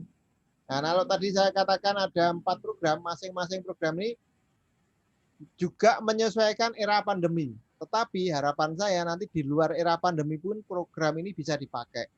Contoh yang pertama adalah podcast ya. Podcast ini nanti akan menjadi rujukan kita. Bagaimana nanti masing-masing program bisa kita sharekan podcast ini sebagai konten-konten yang bisa menggali lagi tentang metode Sariswara yang bisa menjadi rujukan. Apa saja tadi? Nah, nanti kita buat serial. Nanti silahkan teman-teman di posisi yang memilih podcast ini membuat apa namanya, materi yang serinci mungkin, TSM tadi. TSM itu singkatan terstruktur, sistematis, dan masif tadi. Sebaik mungkin, sehingga nanti ada urutan materi yang bisa kita lakukan. Bisa kita membuat diskusi serial dengan mengundang tokoh-tokoh yang paham tentang kesenian yang mengandung 3 unsur tadi. Oh, siapa nih bagian yang teater, kita panggil teater seni gerak atau cerita. Oh, kita panggil yang musik, bagian musik kita undang, mereka yang menguasai. Kita undang sekaligus ahli psikologinya, bagaimana musik mempengaruhi dia. Kita ambil teman-teman yang menguasai sastra. Suaranya kurang jelas, Nis. Mungkin ya, internetnya udah agak parah ya. Tes, bisa masuk? Ya, kedengaran jelas. Ya. Jadi kita buat serial podcast yang bisa mengambil narasumber-narasumber yang bermanfaat. Selain podcast yang bisa bermanfaat, nanti kaitannya dengan radio streaming, kita bisa siarkan podcast itu. Selain itu kita bisa menggali bagaimana melibatkan anak-anak atau melibatkan yang dewasa juga dalam satu paduan metode Sariswara yang langsung praktek. Misalkan yang paling gampang adalah membuat drama radio misalkan. Kita buat cerita yang sedemikian rupa, misalkan tentang tadi kedisiplinan, tentang sopan santun. Itu masukkan dalam cerita drama radio. Tanpa lagu dulu enggak apa-apa, tapi itu kan sudah masuk ke unsur literasi sastra, dan yang kedua adalah cerita tanpa lagu. Nah, nanti dalam prakteknya lagu kita buat sendiri. Bagaimana ada acara rutin dalam radio streaming itu tentang menyanyikan lagu-lagu daerah, lagu-lagu wajib nasional. Itu akan lebih membiasakan lagi dengan kecintaan pada bangsa dan daerahnya. Banyak hal yang bisa kita lakukan. Kemudian nanti di program yang lainnya misalkan workshop ini lebih fokus ke pola gerak ya, ini lebih cenderung ke luring, walaupun daring juga harus nanti kita pikirkan karena masih era seperti ini. Kita membuat program Zoom atau YouTube, live streaming YouTube untuk bisa mengajarkan ke keluarga, kita buka, kemudian kita tawarkan ke diskusi dengan teman-teman di pemerintahan, di kabupaten, di kota, di kecamatan, di kelurahan. Kita masuk ke keluarga siapa, kita data, masing-masing keluarga ada workshopnya misalkan. Bisa beberapa keluarga, tapi kalau terlalu banyak tidak efektif kalau daring. Jadi misalkan 3 keluarga, yang sukarela mendaftar pengen belajar tentang dolanan anak misalkan. Yuk, dolanan anak lagi kita ajarkan setiap pertemuan 3 tembang saja. Nah, ini workshop daring dan luring bisa kita lakukan. Itu yang pengen saya kita kembangkan di laboratorium. Kemudian di program yang konten berbayar, ini kita coba memunculkan konten-konten yang memang bisa kita siapkan. Nanti kita bisa kerjasama, kalau sudah ditawari dengan teman-teman dari semua murid, semua guru ya, punya Mbak Najila Shihab itu, bagaimana kita bisa membuat konten-konten pendidikan karakter yang bisa masuk ke rumah-rumah. Nah, ini harus kita tantangan yang harus kita jawab, karena kita sebagai orang taman siswa menjadi rujukan tentang pendidikan budi pekerti karakter ini. Di era yang seperti ini, bagaimana kita bisa menyiapkan konten-konten itu. Ini perlu kita diskusikan lebih lanjut. Dan mungkin kita tidak bisa sendirian, kita harus menggandeng teman-teman di psikologi, teman-teman di bagian bidang ilmu yang lain yang bisa menunjang kegiatan kita. Nah, ini yang harus kita diskusikan di masing-masing program yang akan kita gagas besok. Saya kira-kira gambaran umum tentang program itu seperti itu. Monggo, mungkin ada teman-teman dari yang sudah milih program itu mengajukan pertanyaan.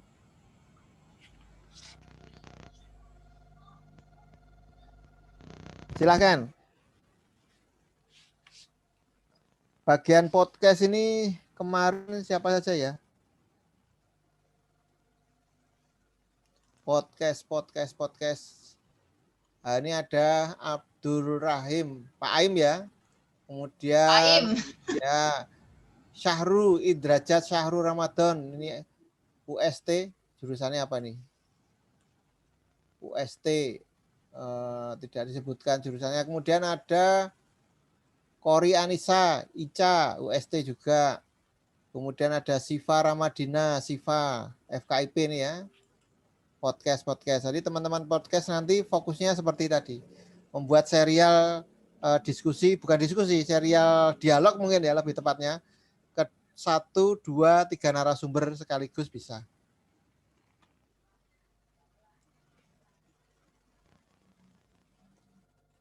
Kemudian yang ini ada Mas Agus Patup, ini Mas Agus ini ketua komunitas bambu ini kalau nggak salah ya. Saya lupa. Dia ini komunitas ahli tentang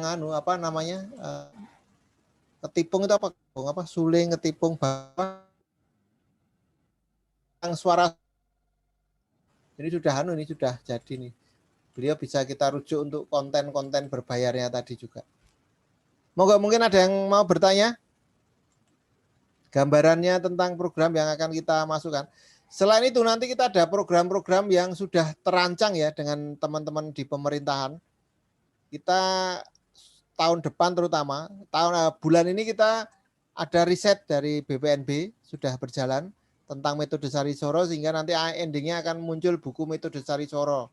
Sehingga nanti harapan saya Mas Ardian sudah tidak kesulitan lagi tentang rujukan metode Sarisoro ya, bisa menjadi rujukan bukunya.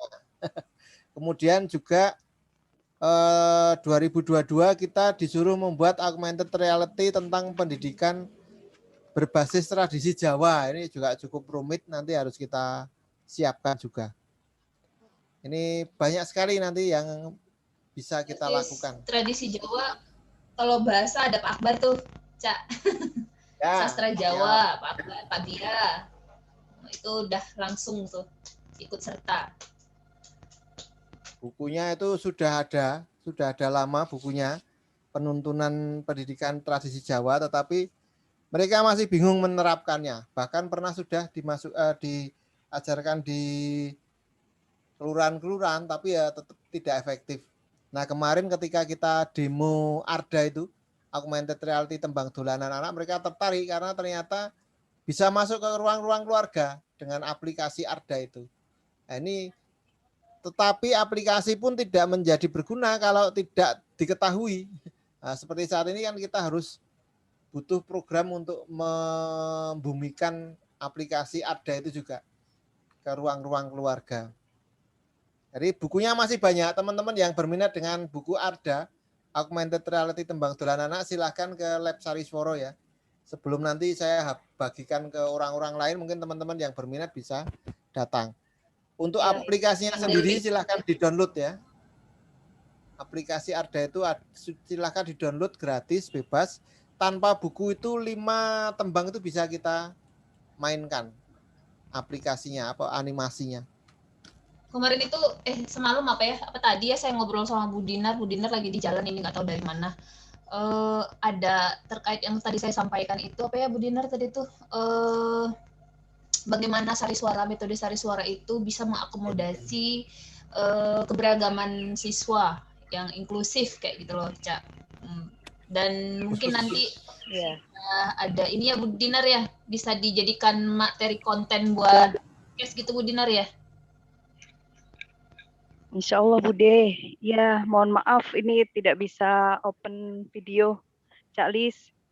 Ya, inklusif itu maksudnya nanti masuk ke ranah anak-anak berkebutuhan khusus ya, Bu Dinar? Tidak hanya itu, Cak Lis. Tidak hanya itu. Jadi inklusif ini kan, ya. Jadi inklusif ini kan kita benar-benar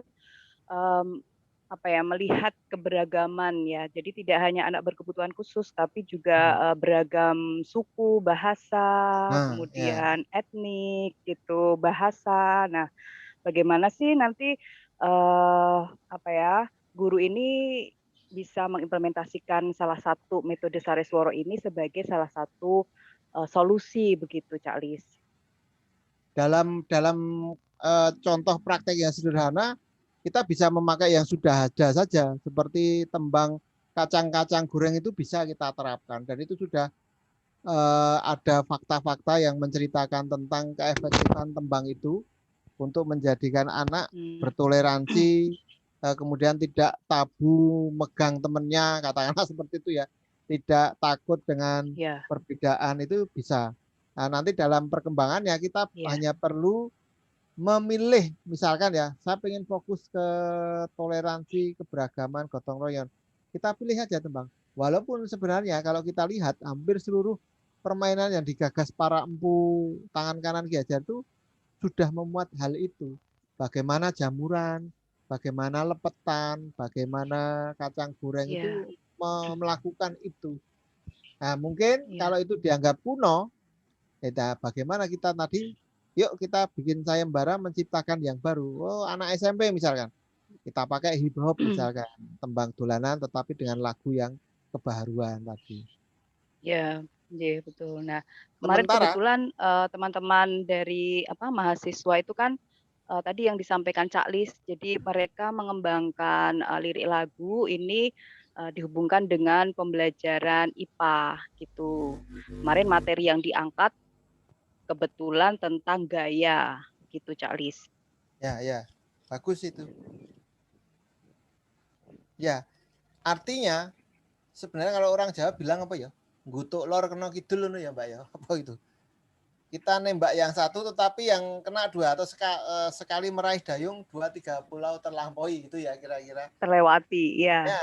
Artinya ketika kita ngajari fisika, sekaligus kita merekatkan kegotong royongan mereka, menguatkan watak-watak cinta keragaman mereka. Jadi ini memang kehebatannya metode Sarisworo itu terutama. Iya, betul. Jadi menanamkan nilai-nilai inklusif. Iya, nilai-nilai inklusif juga termasuk di dalamnya nanti akan terangkat juga gitu. Kalau sementara kalau yang berkaitan dengan inklusif yang ke arah ABK, itu kemarin kami coba kerjasama dengan pelukis, salah satu pelukis itu menciptakan lukisan yang bisa diraba anak-anak yang tidak bisa melihat, itu bisa diraba sehingga anak itu bisa tahu loh, ini sedang pegangan tangan berkeliling. Nah, sambil kita ceritakan nanti ada panduannya. Anak-anak yang buta pun nanti bisa, yang tidak bisa melihat itu nanti bisa bermain dolanan anak jamuran. Nah, sehingga ini lebih lebih ke arah merubah medianya mungkin. Saya pun pernah mengajarkan anak-anak yang gagu, bisu, itu nyanyi tembang dolanan anak tetapi dengan bahasa isyarat. Nah, itu sangat menarik sekali. Ya betul, Calis J. Jadi dengan harapannya dengan kombinasi antara lirik lagu, kemudian gerak dan irama dan juga cerita, itu kan benar-benar mengakomodir dari semua karakteristik keberagaman anak yang ada di kelas itu sebenarnya terakomodir di situ gitu. Betul. Dan coba bayangkan teman-teman semua, adik-adik semua, mahasiswa, rekan-rekan semua, bayangkan kalau semua guru kita itu tingkat keilmuannya setara empu tadi itu. Mereka tahu bahasa sastra, tahu tentang lirik-lirik yang indah, bisa membuat lirik pilihan-pilihan, bisa menciptakan lagu, bisa membuat cerita yang bisa menuntun gerak hati, maka kita akan mempunyai guru yang benar-benar digugulan, ditiru itu tadi. Wah, luar biasa itu. Tidak hanya sekarang kita bicara anak ya, padahal kita seharusnya bicara guru juga, bicara orang tua juga. Ya. Kita punya anak yang pengennya itu benar-benar jiwa yang indah dan halus, sementara orang tuanya tidak memiliki jiwa indah dan halus, itu ya repot juga. Ya, betul banget. Itu PR banget itu.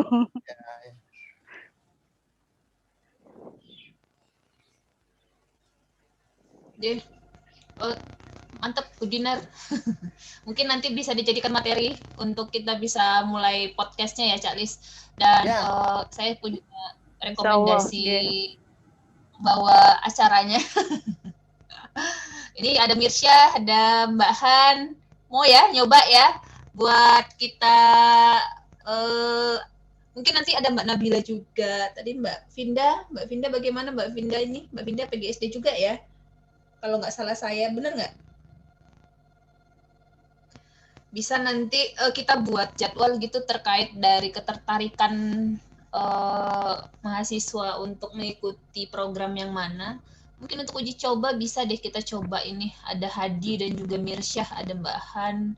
Atau nanti teman-teman bisa calling Ibu untuk, ayo Bu, saya mau membawakan materi apa, kayak gitu ya. Gitu aja ya, Cak Lis ya? Ya. Yang bisa kita jalankan. Mungkin karena mumpung ada mahasiswa mungkin di rumahnya, di daerahnya, itu juga bisa diberi tugas untuk menggali permainan tradisional di daerahnya masing-masing apa, itu juga akan menarik itu. Ya, nanti saya sudah punya itu. Ya. Saya sudah punya itu materinya. Karena kan terkait tahun kemarin kan masih pandemi ya, jadi ya wajib itu menggali permainan tradisi yang masih ada di daerah atau di lingkungan sekitarnya, daerah setempat atau lingkungan sekitarnya gitu ya, untuk dijadikan materi. Ada, nanti saya coba buka-buka lagi, kita angkat deh. Atau ini maksudnya pematerinya bisa dari mahasiswa itu sendiri gitu? Iya, bisa. Terutama kalau yang workshop tadi, misalnya workshop ada yang memilih workshop, ternyata dia ada di lokal berbeda, tidak di Jogja, dia di Maluku misalnya atau di Sumatera, silahkan nanti workshopnya kita supervisi untuk menggali permainan apa di sana yang bisa masuk ke keluarga lagi. Oke, siap. Mungkin nanti ada waktu khusus luring ya buat tim untuk program awal ini, Cak Lis, biar enak. Boleh, karena kan lokasi pasti di Lab Sari Suara kan. Boleh, iya. Saya nggak masalah. Iya. Mbak Hanifah bisa ngumpul itu kayaknya, Mas Mirsyah juga bisa datang nanti. Kita coba untuk pertama dulu ya, karena harus digas dulu, kita coba nanti baru untuk berikutnya program-program lain bisa mengikuti. Gitu ya, Cak Lis ya? Ya. Program pertama ini bisa kita mulai dari 2 materi konten tadi, misalnya dari saya dulu, dan juga dari Bu Dinar, nanti kan Bu Dinar juga bisa ikut memberikan sebagai pemateri. Gitu ya, Cak? Siap. Ya. Baik, kayaknya seperti itu dulu saja karena sekarang sudah mendekati waktu untuk ibadah maghrib. Untuk berikutnya, kalau menurut saya kita bisa lebih fokus untuk program apabila kegiatan ini kita bagi 2 aja, Cak. Jadi ketika kita mau ngobrolin masalah program ya kita bahas tentang program itu sendiri. Lalu untuk yang membahas tentang Mas Hari Suara mungkin kegiatannya bisa kita buat berbeda kayak gitu ya biar lebih fokus. biar mahasiswanya juga bisa menempatkan diri, Bu, saya seperti apa, mau bagaimana nanyanya, jadi lebih enak mungkin karena banyak dosen di sini jadi pada nggak berani ngomong, padahal mah biasa aja, santai aja ya kan. Saya curiganya di sana. Kayak Mirsya kan biasanya hobi ngomong nih, tiba-tiba jadi diem. Takut ada Bu Dinar kayaknya. Buatan gitu. Saya memperhatikan. Bisa jadi, mana tahu ada Pak Bia kan nggak jadi ngomong, ada Pak Ana nggak jadi ngomong, apalagi ada Pak Didi tadi. Oke, begitu ya Cak Lis. Mungkin nanti saya akan coba koordinir teman-teman mahasiswa yang bisa bertemu secara luring, ataupun yang tidak dari UST, dari luar juga mungkin bisa kita coba untuk bertemu ya, untuk ngobrol langsung, karena kalau luring itu sebenarnya gampang-gampang daring itu gampang-gampang susah ya Cak, menurut saya. gampangnya itu ya aksesnya gampang, tapi kalau untuk tingkat intensitas buat ngobrolnya itu tuh malah susah, karena nggak bisa ngeliat muka langsung. Ini aja yang ngebuka cam aja cuma kita berdua, jadi agak susah gitu ya. Mending kalau saya untuk koordinasi bisa luring gitu. Nanti mungkin bisa kita obrolin lagi di grup relawan gitu ya Cak Lis ya? Boleh, nanti kita share di relawan, kita tawarkan kapan bisa luring gitu aja. Iya, gitu ya. Agar bisa terlaksana secepat mungkin. Mungkin untuk materinya nanti bisa saya usahakan secepatnya. Mungkin dari Bu Dinar juga, karena materi Bu Dinar udah ada sebenarnya ini. Tinggal di-share aja ke kita. Gitu ya Bu Din? Ada Pak Akbar juga mungkin nanti bisa ngasih materi bahasa Jawa sama Pak Bia ya. Salah satunya nanti bisa bergiliran juga bisa. Gitu. Ada Pak Anang juga dari sastra, Bu Endah dari banyak teman-teman saya yang hebat-hebat untuk bisa jadi pemateri. Begitu Cak Lis. Ya, bagaimana kalau kita akhiri? Boleh. Sudah. Ya. Buat Bapak Ibu, terima kasih sekali sudah mau ikut bergabung kembali di kegiatan ini, dan juga buat teman-teman, baik rekan-rekan juga mahasiswa ataupun Bapak Ibu yang dari instansi atau lembaga ya, komunitas yang sudah bisa ikut di sini. Saya belum bisa mengetahui semua ini karena tidak melihat wajah dan tidak ada identitas gitu ya. Mungkin berikutnya harus ada identitas di namanya, di rename gitu ya, ada identitas, jadi saya enak untuk bagaimana menyikapi begitu. Baik, terima kasih teman-teman semuanya. Kayaknya cukup sampai di sini. Mungkin kita akan ada pertemuan lagi dan nanti akan kita share kembali apa kegiatan selanjutnya begitu. Matur nuwun Bapak Ibu, teman-teman rekan mahasiswa, Bapak Ibu dari lembaga Cak Lis, matur nuwun sangat. Terima kasih, selamat sore, salam. Salam. Jangan lupa di-upload ke YouTube, Mbak. Salam. Ya. Recordingnya ya. Saya kasih ke Cak Lis aja, nanti Cak Lis yang upload.